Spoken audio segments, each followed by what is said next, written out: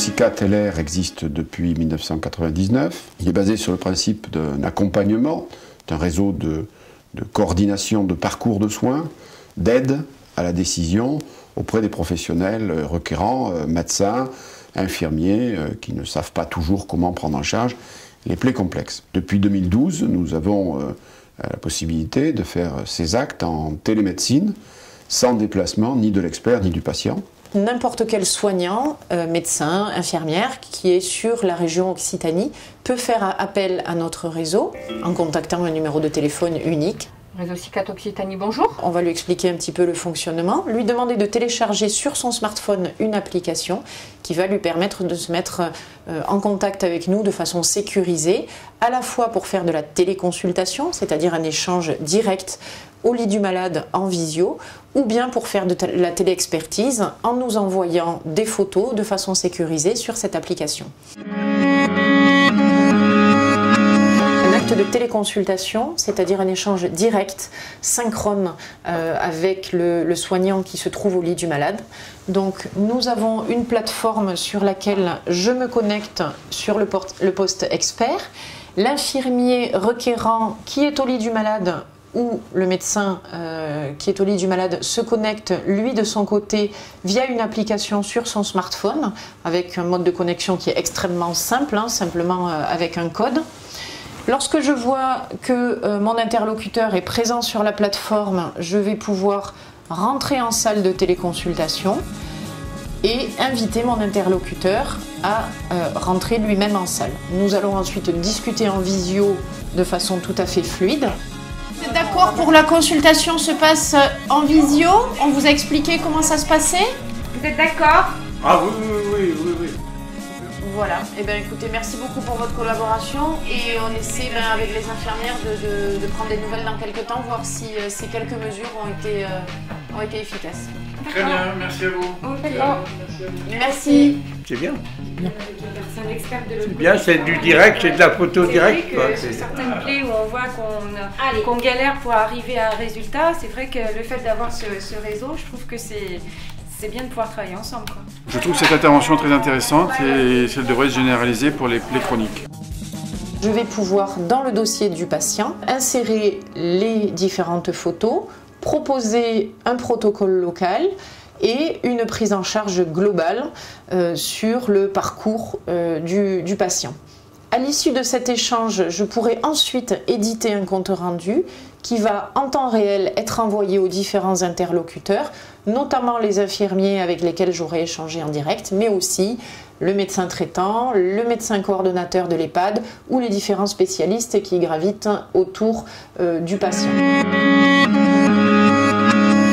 Dans le cadre de la téléexpertise, la seule nuance notable, c'est que l'échange ne se fait pas en direct et de façon synchrone, mais toujours via l'application, les requérants vont envoyer des photos de façon sécurisée et lorsque je me connecte sur la plateforme, je vais pouvoir récupérer ces photos et renseigner le dossier du patient et mettre un avis sur les propositions de prise en charge. Donc vous voyez ici les différentes photos qui sont arrivées sur la plateforme que je vais pouvoir insérer dans le dossier. Qu'il s'agisse de téléconsultation ou de téléexpertise, dans le cadre de notre réseau, ça n'est qu'une petite partie de l'activité puisque la prise en charge du patient, c'est surtout la coordination de son parcours de soins pour rendre sa prise en charge optimale dans la mesure où la plupart de nos patients sont des patients fragiles et porteurs de nombreuses comorbidités. Donc il est surtout essentiel de se coordonner avec leur équipe soignante pour optimiser leur prise en charge. Il est important de souligner que plaie et cicatrisation, ce n'est pas une spécialité en tant que telle et que pour prendre en charge une plaie, de nombreux acteurs sont nécessaires. Donc la coordination de tous ces acteurs est absolument indispensable pour coordonner correctement le parcours du patient. Donc le centre de coordination, c'est vraiment le point d'entrée principal du réseau qui va permettre d'organiser une téléconsultation ou de faire de la coordination. Alors je vous explique un peu comment ça fonctionne, c'est-à-dire que nous allons vous faire télécharger une application qui est gratuite sur votre téléphone portable. Quand un professionnel de santé appelle, il va y avoir vraiment un gros travail d'explication pour les identifiants, pour la manipulation de l'application. Quand vous allez recevoir par mail votre identifiant et votre mot de passe, vous pourrez vous connecter à notre application qui s'appelle Domoplay Visio Occitanie. Donc là, après, elle bascule l'appel sur un infirmier coordinateur qui a une expertise en plaie et qui va là affiner et filtrer vraiment si le patient est au bon endroit, il va recevoir le bon soin au bon moment par la bonne personne, le bon conseil. Je vous mets en relation avec l'infirmier coordinateur. Il s'agit de quel type de plaie? Un hématome? D'accord, qui se situe à quel endroit? Il est apparu dans quel contexte cet hématome? On va commencer à préparer le dossier et à orienter peut-être les examens ou vérifier si déjà certains ont été faits. Il va falloir qu'il passe absolument un Doppler artériel et veineux des membres inférieurs ainsi que des parties molles pour qu'on voit si il y a un hématome dans les tissus. Et lors de la téléconsultation, elle va donner un protocole local évidemment, et dès qu'on va recevoir l'examen en question qui va valider le fait que c'est bien un hématome, on va proposer au médecin traitant une prise en charge. Donc dans ce cas-là, on va organiser une consultation avec le chirurgien et dans la foulée, on va prévoir une consultation d'anesthésie puisqu'on sait que l'indication est très probable. Du coup, le patient n'est déplacé qu'une seule fois.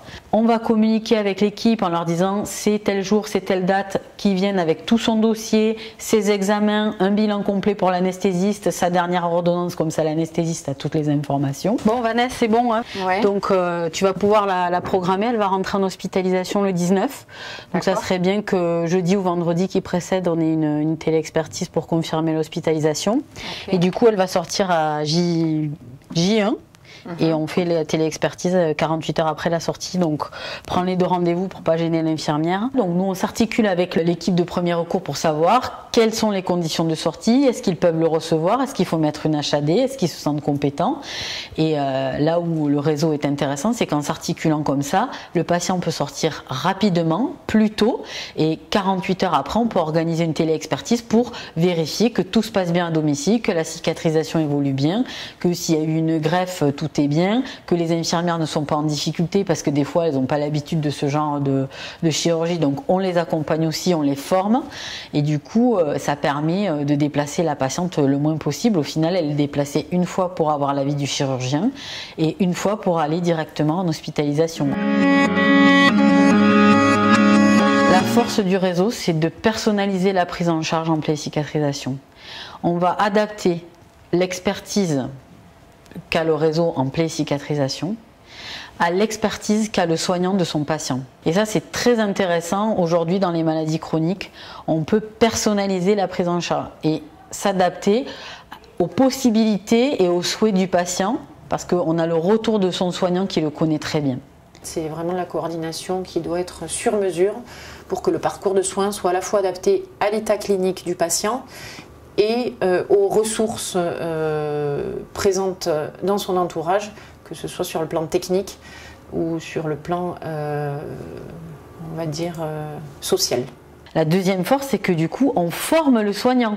Par exemple, s'il sort qu'il n'a jamais pris en charge de greffe de peau parce que le patient va sortir du service, on va le former à la prise en charge de cette plaie particulière. La plus-value, c'est qu'on espère que tout ce qu'on lui apporte sur cette situation, le soignant pourra s'en servir pour une autre situation sans nous appeler. Donc du coup, on est dans l'harmonisation des pratiques et dans la formation du soignant. Aujourd'hui, la coordination des parcours, on en entend beaucoup parler. C'est très difficile à mettre en place.